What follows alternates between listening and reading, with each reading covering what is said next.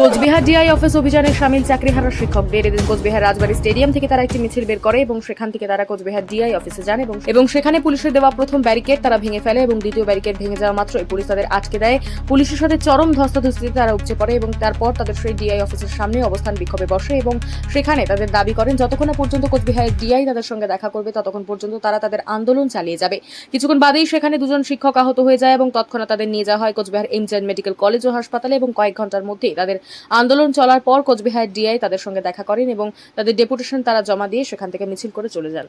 সন্তান তুল্য অনেকে আমার ছাত্র রয়েছে, তাদের জন্য বলবো যেন ন্যায় বিচার তারা পায়, যারা যোগ্য তারা যেন বঞ্চিত না হয়। সত্যের জয় হোক, আমি আশা রাখি, ভরসা রাখি সত্যের অবশ্য জয় হবে।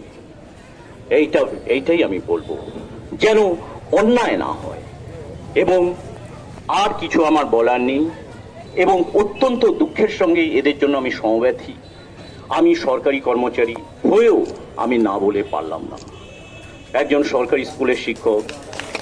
এদের আমি বলবো আজকে আমার ছেলেমেয়ের মতো যারা অনেকে আমার ভাইপো ভাইজি ভাগ্নে ভাগ্নি বৈশী, এরা যেন সুবিচার পায়, ন্যায় বিচার পায়, যোগ্যতার মর্যাদা সম্মান যেন এরা পায়, এইটুকুই বলতে চাই। আমরা সমস্ত কিছু